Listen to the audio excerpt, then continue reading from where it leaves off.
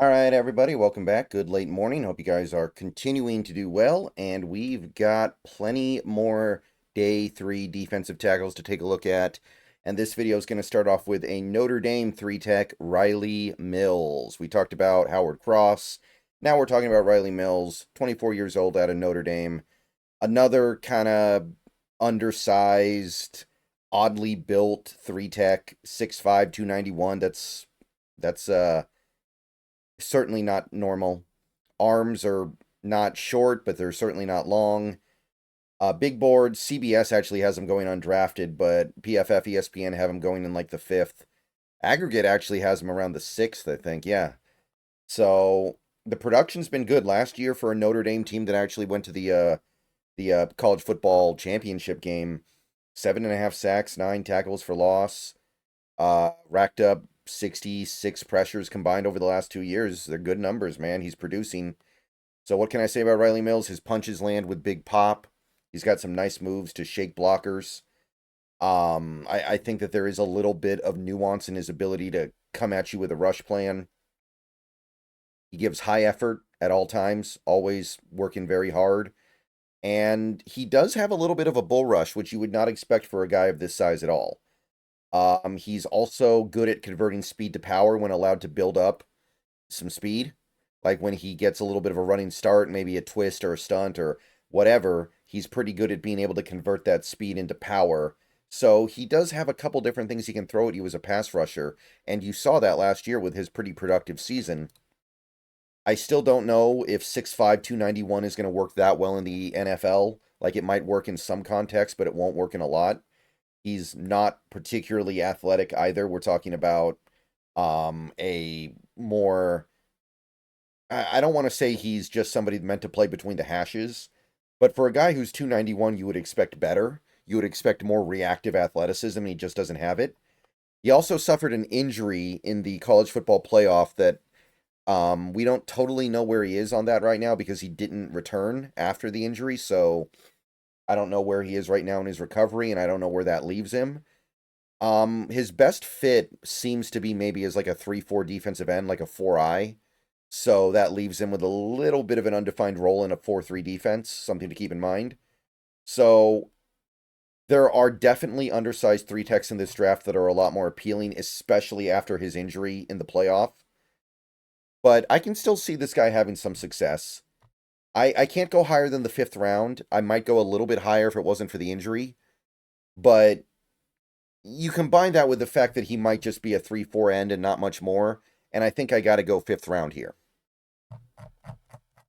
All right. Ty Hamilton of Ohio State, the other Ohio State interior lineman. This is the guy that Ohio State actually played at nose tackle more than Tyleek. Now, I don't think Hamilton will be able to do nose tackle in the NFL. That seems very unrealistic to me. But it is worth noting. Decent size, actually. 300 pounds, 6'3". Pretty workable. Pretty understandable. Kind of short arms. Walter loves him. Walter football. They march to be their own drummer. CBS has him going undrafted just for comparison. Aggregate has him in the sixth. Was actually very productive these last couple of years. 90 tackles, 11 for loss. 5.5 sacks is okay too. Not a lot of pass rush production, honestly, but good amount of production in the run game. He's got good lateral agility, and he knows how to use it to get around his blockers. Knows how to use lateral agility to shoot gaps a little bit. So there is a little bit of lateral and reactive athleticism here. I think he'll be really good on twists and stunts. He's another guy who I think is going to excel in a scheme that prioritizes twisting and stunting. He's really good at fighting through blockers. He's got very skilled hands. He knows how to stack and shed better than you would expect for a guy with a smaller frame. He's also rangy when hunting the ball carrier. He can go sideline to sideline. He can make plays down the field. And he's quick off the snap as well. So he's got some positives here for sure. But you look at how short his arms are and you wonder how good he's going to be able to stack and shed at the pro level. When you're 32 and a quarter, that gives you a disadvantage against a lot of guys you're going to go up against. He's not big enough to hold up against the truly bigger offensive linemen. Guy like oversized guards do tend to just kind of push him out of the play completely. He really doesn't have much to offer as a pass rusher. We're talking about 28 pressures across 2 seasons.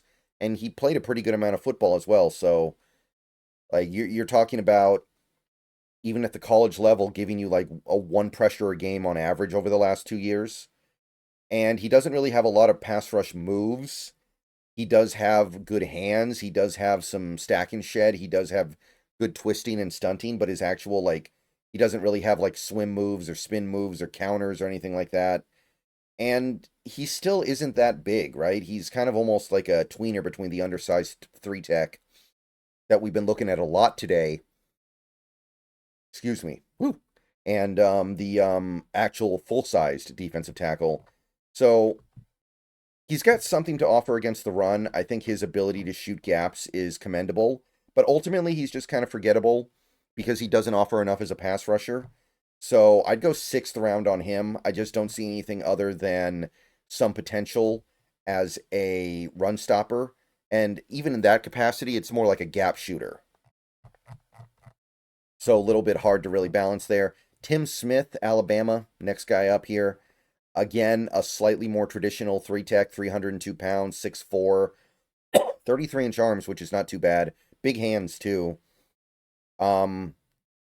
Aggregate puts him down in the 7th, so we're now down to like the 7th round prospects for the most part.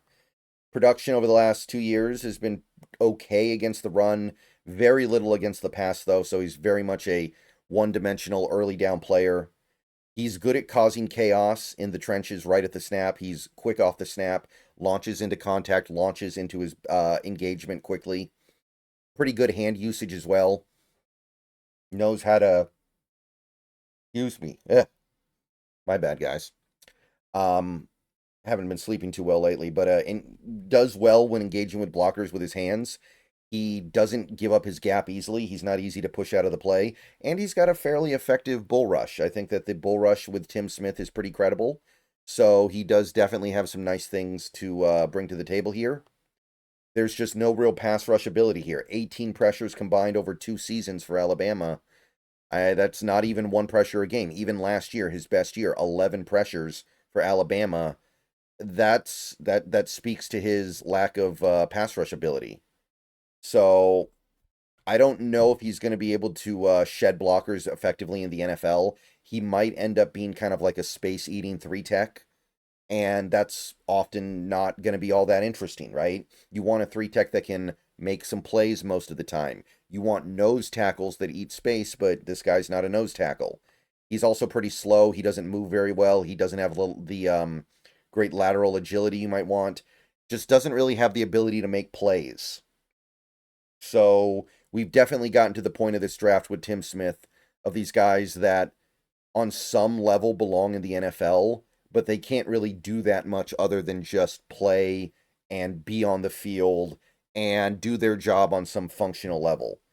So I think he'll be a decent bet to like cause a little bit of chaos in the trenches in the middle of a defense, but he won't be great at anything. He's not going to be some great stack and shed player. He's not going to be some great space eater. So there's really not much here except a back-end selection. I think the lack of pass rush really kind of hurts. I mean, he's not big enough to get away with being this poor of a pass rusher.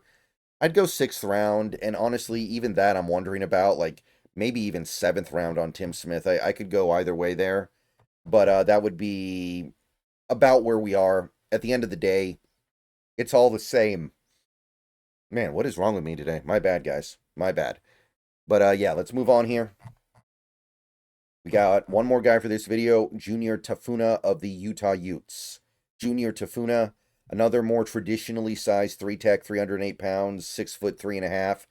We've looked at so many undersized guys in this video series that it almost feels like these guys are less common.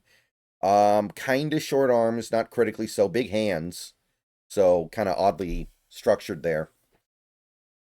Testing was mostly not very good. 1-8, 10-yard split is rough, especially for a guy that isn't huge and not very explosive either. Big boards, ESPN likes him quite a bit. They have him in the 5th, but the aggregate has him in the 7th. And it's not hard to see why. He doesn't have a lot of production, doesn't make a lot of plays, very little pass rush. 13 pressures last year was the best he's done, I believe. PFF grade did skyrocket last year, so I'm not saying he didn't play good, but you can see how there isn't anything jumping out of the box at you here.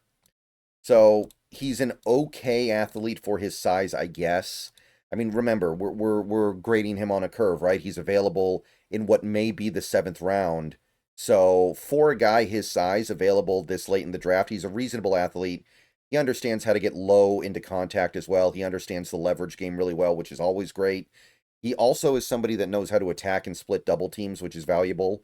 And he does have some nice potential running stunts.